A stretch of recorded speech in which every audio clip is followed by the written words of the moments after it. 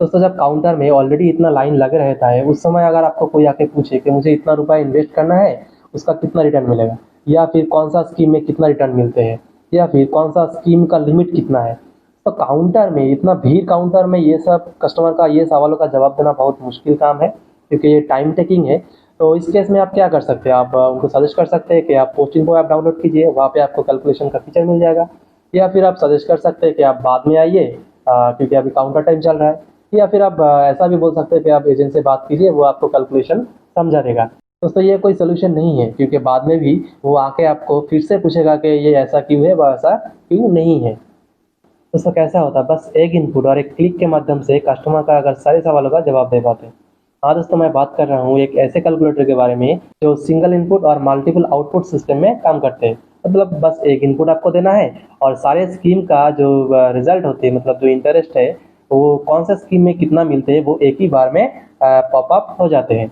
ये एक बहुत ही सिंपल कैलकुलेटर है जो आपका काम को बहुत ही आसान बना देते हैं, और एक स्मार्ट तरीके से आप कस्टमर का जवाब भी दे सकते हैं, क्योंकि आप जीडीएसी पोस्ट को फॉलो करते हैं और हमारा फर्ज है आपको अपडेटेड रखना और आपका काम को आसान बनाना।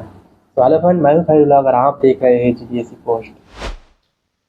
दोस्तों ये वो कैलकुलेटर है जिसके बारे में हम बात कर रहे थे। वीडियो में आगे बढ़ने से पहले बात कर लेते हैं इसका यूज़र इंटरफेस के बारे में। मतलब ये एक एक्सेल कैलकुलेटर है, लेकिन आपको कहीं से भी नहीं लगेगा कि ये एक एक्सेल कैलकुलेटर है। सारे कैलकुलेशन में आपका फील आएगा कि ये एक वेब पेज है, और सारे जो कैलकुलेशन है वो वेब पेज के ऊपर ही हो रहा है, जो कि बहुत ही ईजी है, और कैलकुलेशन में भी आपको बहुत मज़ा आने वाला है। तो पहले अगर ऊपर आप देखेंगे तो आपको यहाँ पे कुछ मेनू आपको देखने को मिलेगा। पहले जो है होम टैब, जो सारे कैलकुलेशन होंगे पोस्ट ऑफिस का इंटरेस्ट का, वो सारे कैलकुलेशन होम टैब में ही होंगे। उसके बाद आएगा तो स्कीम। अगर स्कीम में आप क्लिक करते हैं तो यहाँ पे स्कीम रिलेटेड कुछ क्विक इन्फॉर्मेशन आपको यहाँ पे दिख जाते हैं। और अगर इन्फॉर्मेशन टैब में क्लिक करेंगे तो दोस्तों पोस्ट ऑफिस का जो इंटरेस्ट कैलकुलेटर है ये, इसके बारे में कुछ जानकारी आपको यहाँ पे मिल जाते हैं। और अगर सेटिंग्स में क्लिक करेंगे दोस्तों तो पोस्ट ऑफिस का जो इंटरेस्ट रेट है, जो स्कीम का इंटरेस्ट रेट है, वो सारे इंटरेस्ट रेट आपको यहाँ पे देखने को मिल जाते हैं। और इसी को जो है आपको अपडेटेड रखना है, वो हम बाद में बताएंगे कैसे आपको करना है। और अगर अबाउट मी सेक्शन में आप क्लिक करते हैं तो मेरे बारे में कुछ इन्फॉर्मेशन आपको यहाँ पे देखने को मिल जाता है, जो कि आप चेकआउट कर सकते हैं। तो चलिए होम टैब में क्लिक कर देते हैं।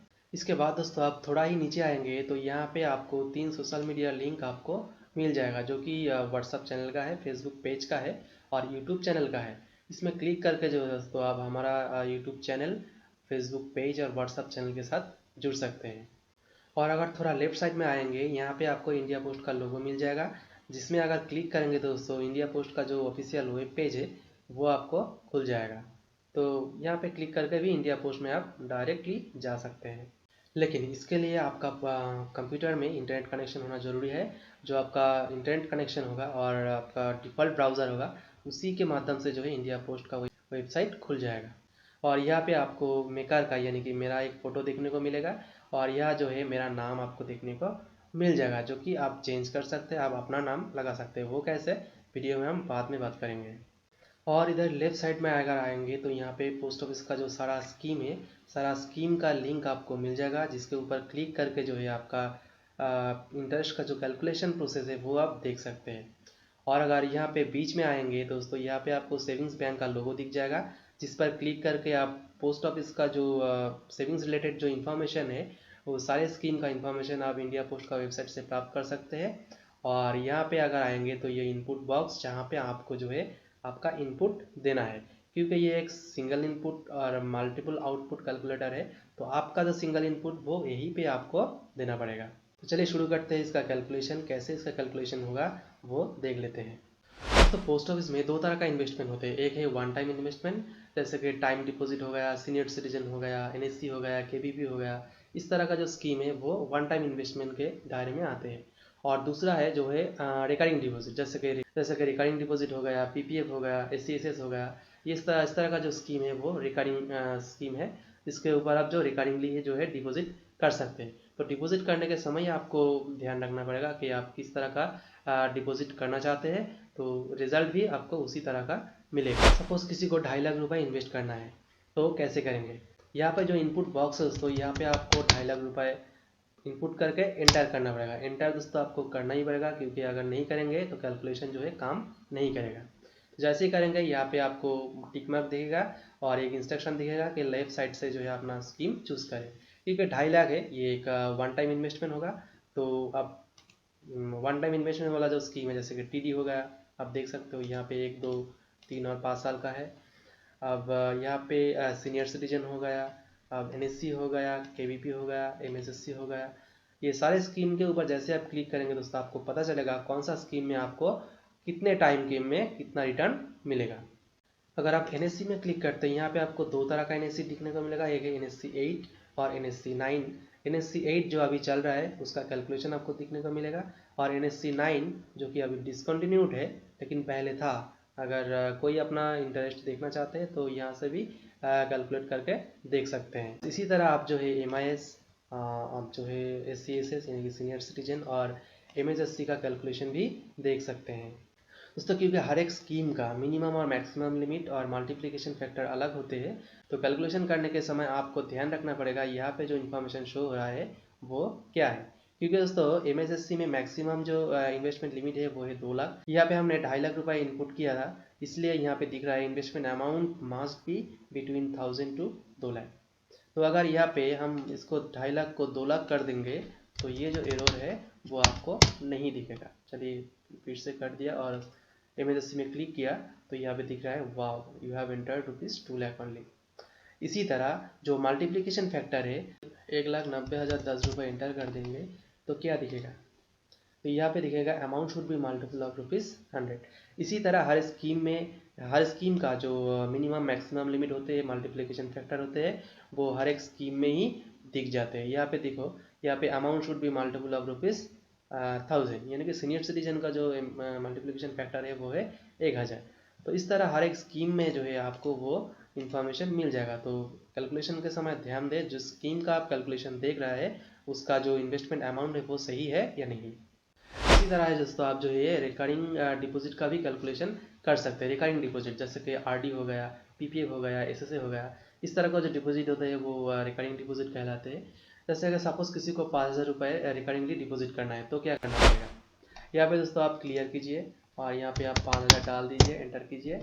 आरडी में अगर देखना है तो आरडी का देख लीजिए, या फिर एसएसए का देखना है या फिर पीपीएफ का देखना है तो यहाँ जो है यहाँ पे देख सकते हैं कौन सा स्कीम में आपको कितना रिटर्न मिलेगा, कितने दिन आपको इन्वेस्टमेंट करना पड़ेगा और कितना जो है इंटरेस्ट आपको मिलेगा।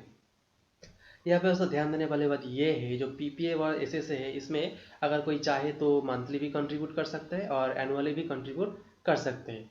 तो अगर मंथली कंट्रीब्यूशन है तो मंथली टैब में क्लिक कीजिए, या फिर एनुअली कंट्रीब्यूशन करना चाहते हैं तो एनुअल कंट्रीब्यूशन में क्लिक करके जो है उसका जो प्रिज्यूम इंटरेस्ट होते हैं वो देख सकते हैं। तो ये तो हो गया कैलकुलेशन। अब बात करते हैं इसका सेटिंग्स के बारे में, क्योंकि ये जो सेटिंग्स है दोस्तों यही जो है इस कैलकुलेटर को लाइफ टाइम यूज़ करने में आपको मदद करेगी। तो post office interest calculator post office का ऑफिशियल कैलकुलेटर नहीं है, तो इसलिए इसमें जो कैलकुलेशन आपको मिलता है उसका गारंटी पोस्ट ऑफिस कैलकुलेटर या फिर जीडीएसई पोस्ट आपको नहीं देते हैं। इस केस में इंडिया पोस्ट का जो डिसीजन है वही फाइनल है, मतलब वो जो डिक्लेयर करेगा वही इंटरेस्ट फाइनल कहलाएगा। इस कैलकुलेटर के मदद से आप बस एक अंदाज़ा लगा सकते हैं कि अगर आपको इतना इन्वेस्ट करना है तो आपको जो डिज़ायर्ड टाइम पीरियड है उसके बाद आपको कितना रिटर्न मिलेगा।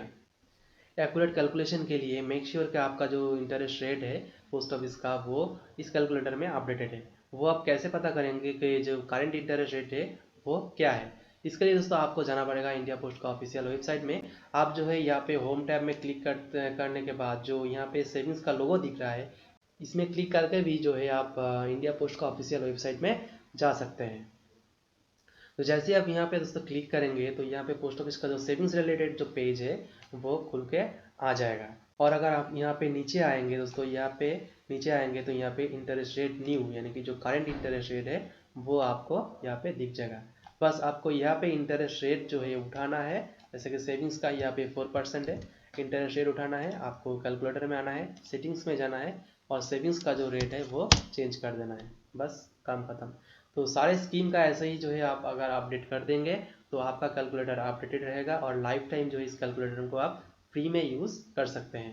दोस्तों ये था पोस्ट ऑफिस इंटरेस्ट कैलकुलेटर के बारे में थोड़ा सा जानकारी। अगर आपको ये कैलकुलेटर यूज़ करना है तो आपको जाना होगा वीडियो का डिस्क्रिप्शन में या फिर पिन कमेंट में भी आपको जो है इसका डाउनलोडेबल लिंक मिल जाएगा, वहाँ पर जाके जो है आप इस कैलकुलेटर को डाउनलोड कर सकते हैं।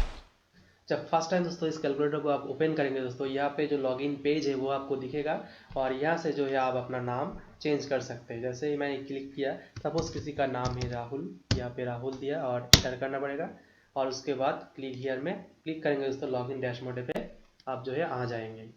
तो यहाँ पे एक बात कहना भूल गया कि अगर सेविंग्स अकाउंट का जो इंटरेस्ट होते हैं वो अगर कैलकुलेट करना है तो आप क्या करेंगे। तो दोस्तों आपको यहाँ पे एसबी के ऊपर क्लिक करना होगा और यहाँ पे हर महीने का 10 तारीख के बाद जो मिनिमम बैलेंस होते हैं वो आपको इंटर करना पड़ेगा। सपोज किसी महीने का किसी अकाउंट का 25,000 मिनिमम बैलेंस था, वो आपको यहाँ पे ऐड करना है। जैसे ऐड करेंगे तो इस अमाउंट का अप्रैल महीने का यानी कि एक महीने का इंटरेस्ट कितना है वो यहाँ पे दिख जाएगा और यहाँ पे भी आपको दिख जाएगा। सपोज नेक्स्ट महीने में 10 तारीख के बाद 25,000 बैलेंस था, तो जैसे आप इसको ऐड करेंगे तो देखो यहाँ पे जो बैलेंस इंटरेस्ट रेट है वो बढ़ गया, ये टोटल इंटरेस्ट भी यहाँ पे बढ़ गया है और क्लोजिंग बैलेंस भी बढ़ गया है। इसी तरह जैसे जैसे आप 12 महीने का जो मिनिमम बैलेंस होते हैं हर महीने का वो आप एंटर करेंगे दोस्तों, यहाँ पे जो क्लोजिंग बैलेंस होगा, एक साल का इंटरेस्ट होगा एसबी का, वो कितना होगा वो आपको आपका यहाँ पे दिख जाएगा। जब कैलकुलेशन आपका पूरा हो जाएगा आपको यहाँ पे क्लियर कर देना है और फिर से अगर कोई नया कैलकुलेशन आप करना चाहते हैं वो कर सकते हैं। तो चलिए दोस्तों इस वीडियो में बस इतना ही। अगर आपको वीडियो अच्छा लगा तो वीडियो को एक लाइक कीजिए। अगर चैनल में नए हैं तो जीडीएस ई पोस्ट को सब्सक्राइब कीजिए। अगर आप फेसबुक पेज में देख रहे हैं तो जीडीएस ई पोस्ट को फॉलो कर लीजिए। अगर ये वीडियो या फिर ये कैलकुलेटर काम का लगा होगा तो इस वीडियो को अपने दोस्तों के साथ शेयर करके उनको भी जानकारी में मदद कर सकते हैं। तो इस वीडियो में बस इतना ही, चलिए मिलते हैं नेक्स्ट वीडियो में।